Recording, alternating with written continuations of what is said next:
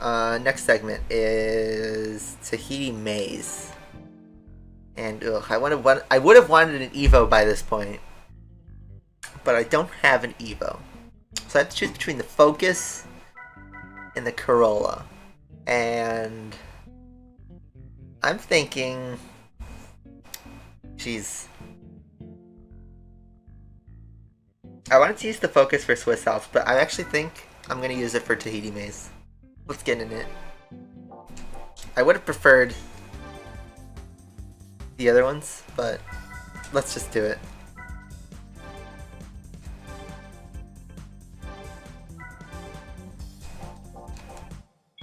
Let's go racing. Not endurance. So yeah, Tahiti Maze 2.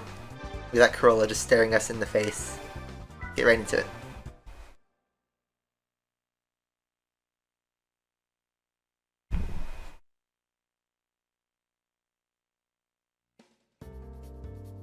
Yeah, the Lancer 6, Evo 6 rally car is our opponent.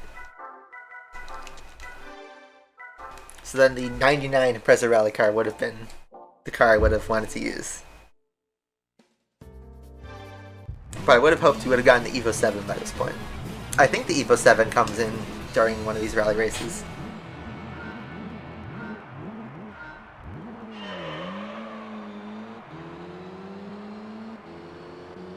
I think we're going to double dip with the Evo 6 and the Impreza Rally Car prototype. I think both of those are prize cars at some point during this game, during the Rally League. So in those two races, we'll be using some of our other prize cars. So this car is tall. Feels weird to say that, but that is how it's like. Alright. This is a long track, but at least the laps are short.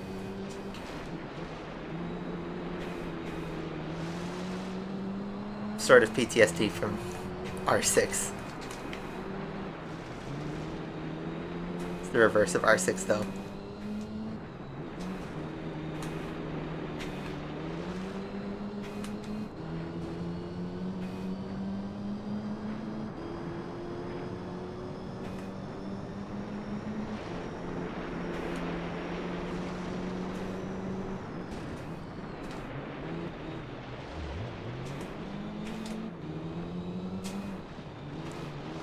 It was actually a difficult race, even for stock. What'd you miss? Well, you missed us going through rally. We had the 99 Impreza rally car as our opponent in Smoky Mountain, so I had to explicitly clarify that it's not the 22B. So hope you're happy.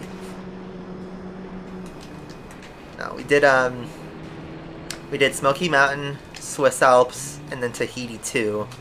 This is Tahiti Maze 2.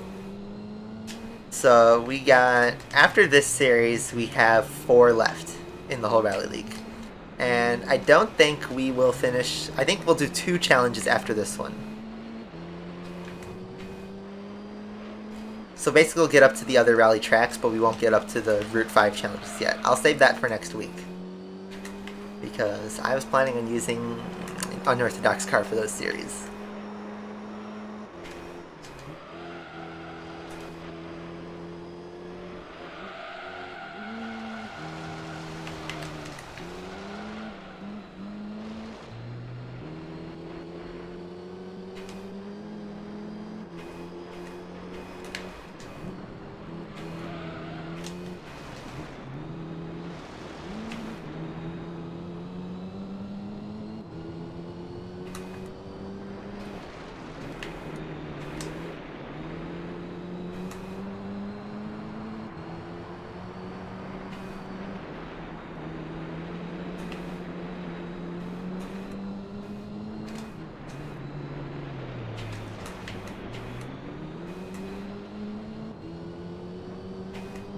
So we actually have to try and pass him. We've been hanging out behind him for the whole race, and I gotta make a move.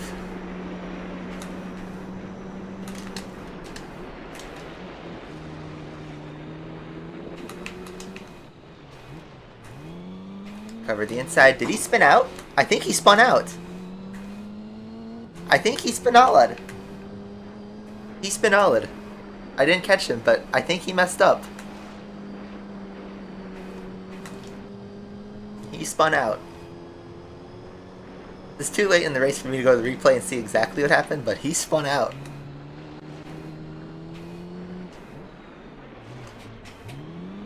And now rubber banding's gonna fly, so watch. He was 8 seconds behind there. He's probably gonna be like within 4 or 3 when I cross the line.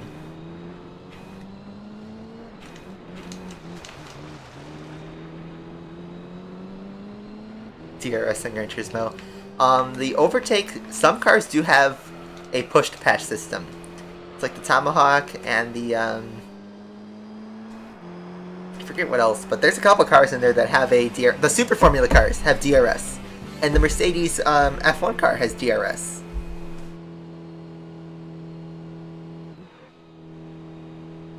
You just have to go in a straight line. So yeah, we're from 8 to 6.7 seconds.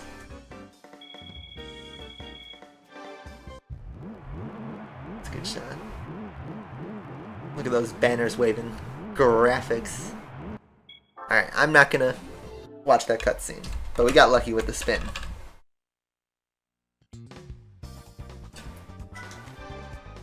Team Fortress 2.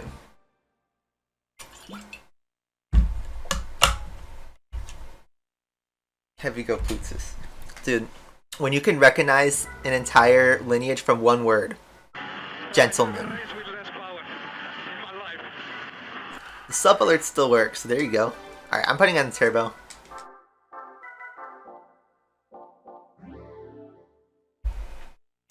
Any Cookeh games I'm looking forward to. God of War Ragnarok, 100% God of War Ragnarok. I'm going to buy that game on launch. Completely something that's out of left field for me. I've never played a God of War game on the channel, but I played through the whole series last year and 2 years ago, throughout 2019 and 20. Great series. So, I definitely recommend it. I definitely am going to get the new game when that comes out. I've been meaning to play Cyberpunk. I have it on my shelf. I picked it up when it was $10 at Best Buy. I still haven't taken it out of the plastic to install it. I'm waiting for the PS5 release. Can you spam? Well, are your messages even coming up in the Streamlabs thing? I don't even notice that. Just blank. Yeah, God of War, I loved the PS4 game. But honestly, the PS3 games, PS2 and PS3 games, and the PS4 game, even though they're significantly different, they're all really enjoyable.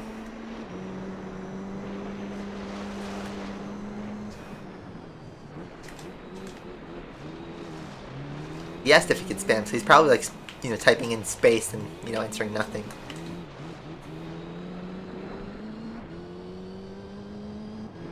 I don't think the rules are in the description, are they? I forgot to put them in.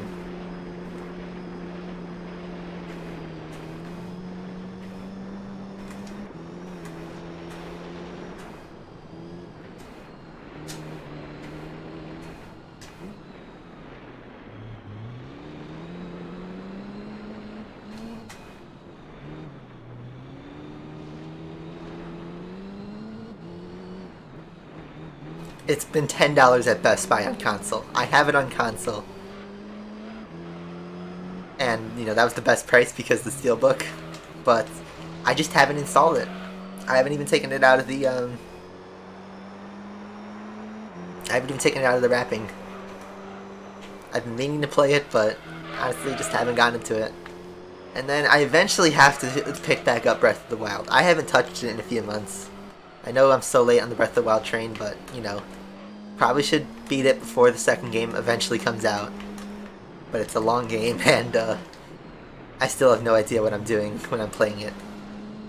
Wow, do we have an alternate account, or is it just we got a Sarah here who just wants to spam?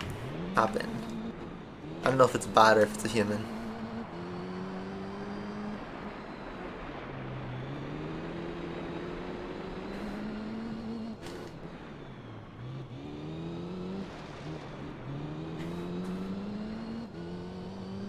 I don't know, I'll let James decide what to do. No, I think it's a person hitting space and enter.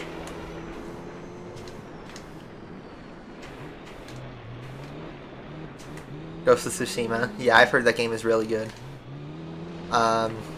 you know, the Spider-Man games, I'm waiting for... Patiently, I'm waiting for the next Marvel Spider-Man. I played Miles Morales, and I loved that game. Honestly, the PS5 launch games, there were a few, but with what I had, which was Bugsnax, Miles Morales, that Astro Player, whatever it was called. There's one more that I had too. I don't remember. There was Breakfast, obviously, but that was a driving game. But I enjoyed the games I did have when the PS5 first came out. Bugsnax took me by surprise. It's a pretty calm game, all things considered, where you just catch bugs a la Pokemon.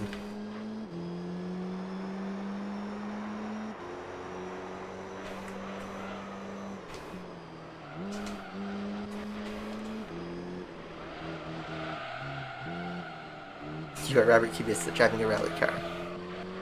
Well, hope not, because he did not do too well in rally.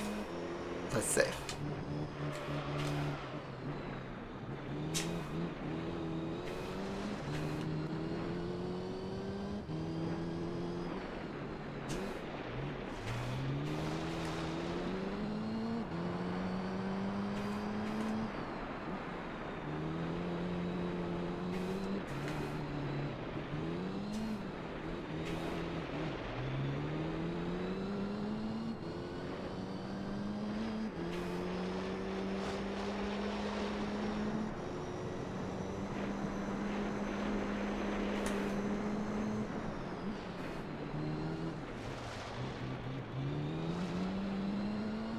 Now a movement.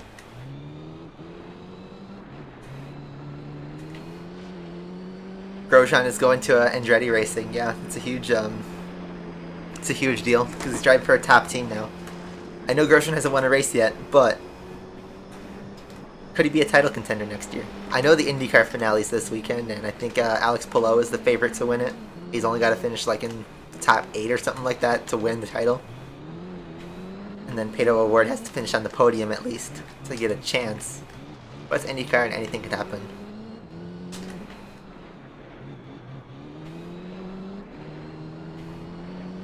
Bugsnax was free when the PS5 first came out, so you didn't have PS Plus, oof. But if you have the PS5, get the PS Plus collection and play the PS4 games that are on there, because there is a quality selection, I must say. Really quality selection if you haven't played them. So there we go.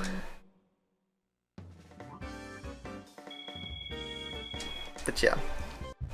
Bugsnax is a game, you know, don't pay $20 for, but it will be ridiculously cheap. And it's honestly a fun game. It's a really relaxing game. It doesn't take itself too seriously, and likewise, you shouldn't take it seriously. It's just a really good game to like relax to, enjoy the music, enjoy the characters, the plots. It's actually a decent plot. Which one's better, the debit or the credit card?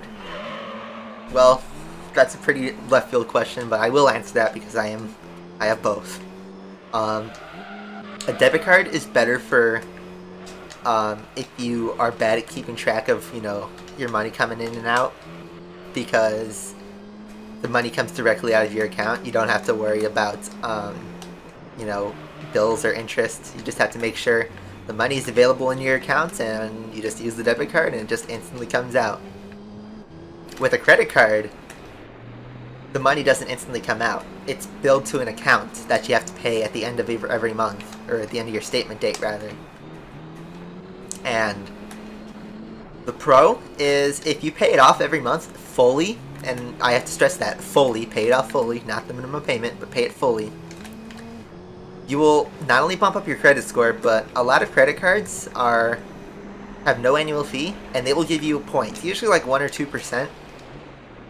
But they will give you points for every time you spend on it, and they'll give you multipliers for if you spend on gas or restaurants or something.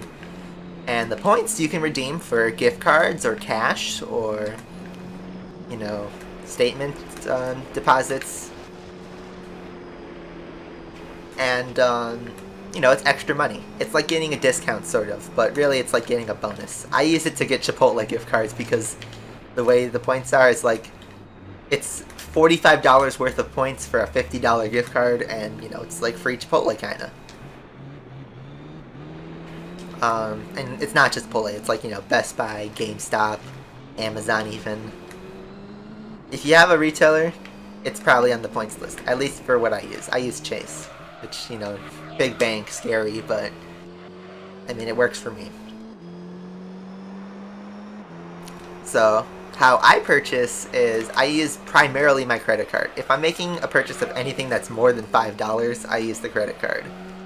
And I just pay it off immediately as soon as it posts to my statement. I don't even wait to the bill. I just immediately pay it off.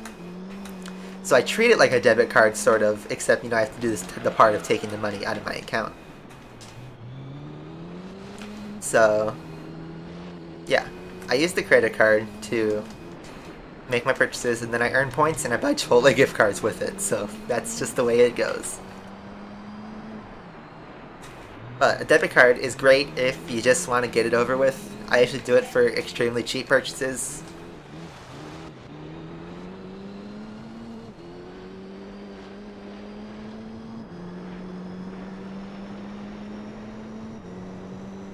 Yeah. Credit cards are also better, yes, better for online too, because you can dispute charges on a credit card easier since they're posted to the credit card statement. Whereas if you get, you know, scammed with your debit card and the money comes directly out of your account, that is a lot harder to recover. So yeah, never use a debit card online. Always use a credit card or a PayPal. But PayPal is basically a credit card. It's just an extra step.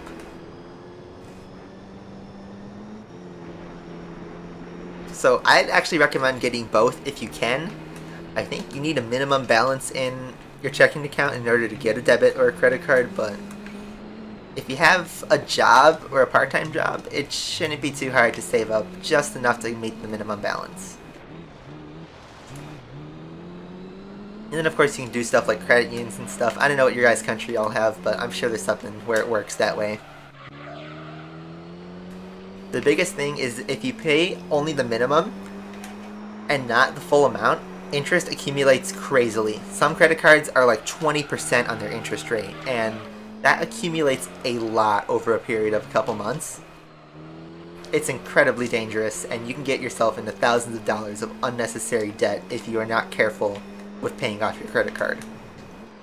So, you know, it's a trade-off. You gotta actively balance your money, but the rewards are great if you can handle it. So, there you go. Financial advice from Lucas. And I know nowadays it's everyone has to say, oh, not financial advice, but no. As a person who has both a debit and a credit card, from my personal experience, I'd recommend getting both and being financially responsible. It's not too complicated to do it. But I would recommend getting a credit card and debit card with the same bank, because it just makes it easier to take money in and out. You don't have to, but that's what I do. I have a Chase checking account, and then I have a Chase debit and credit card. So that's what I do. Makes it all pretty simple. So there you go. You didn't think you'd receive financial advice, but there you go. Now watch me get sued by the SEC for like exchange fraud or something because I accidentally revealed something about credit cards.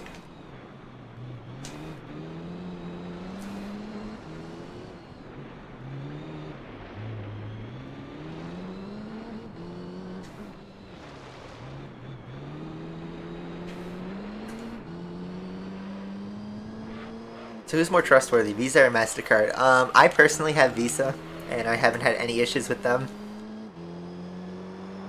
I think it all depends on the bank. Yep, I have the Chase app. It makes it really easy. It's just really easy to manage because I have everything on my phone. I have direct deposit for my job, so I don't even have to cash checks physically. It just makes life easier. And I know people, will argue about the ethics of a big bank, but they're successful because what they do works. So take it at that. If you use a local bank or a credit union or something, there's advantages. but you know, if you're gonna be out and about, I got my bank account when I went to university, where I was, you know, traveling to and from home to, you know, college a lot. So I need a big bank so I can use my account anywhere.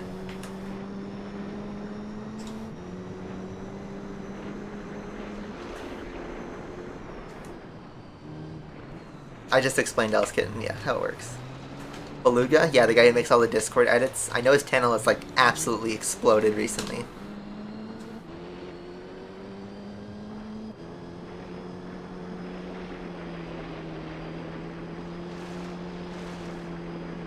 And before somebody asks about how to rob a bank, well, you see, what you gotta do is you play GT2000's soundtrack at full volume, and that will intimidate them to give all the money in their vault to you. There you go. Now watch me actually get arrested for saying that.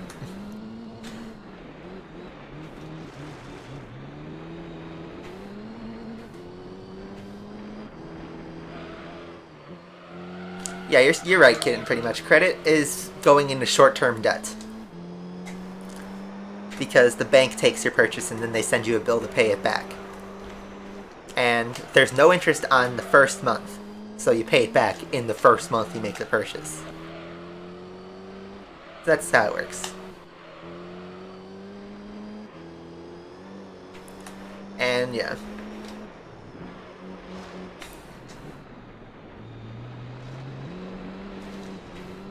Step 1 done.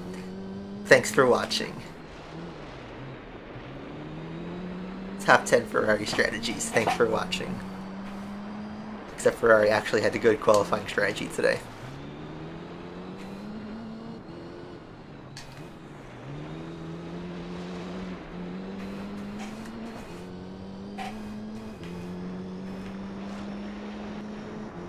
We're putting all these tracks to bed. Tahiti Maze is up next.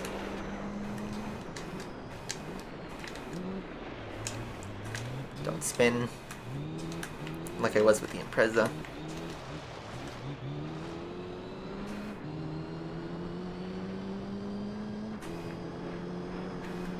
Williams' big brain, indeed.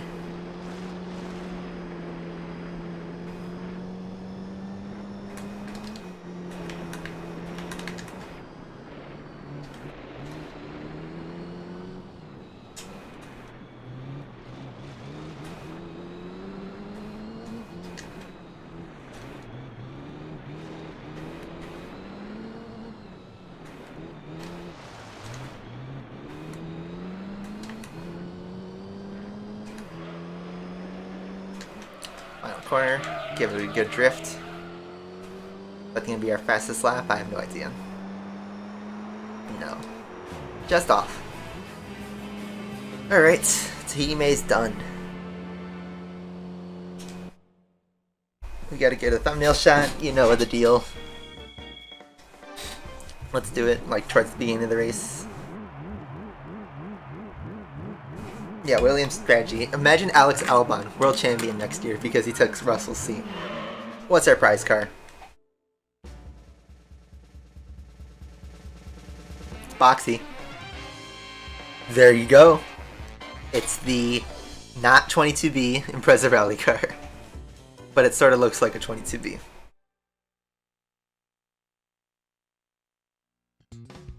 Finally, I've been waiting to get that car. I think we'll drive it next in that one. Alright. Been waiting to get this car. Finally. 555 Sonic Blue Mic. Looking thick. This is one of my favorite rally cars ever. Anyway, 59.7%.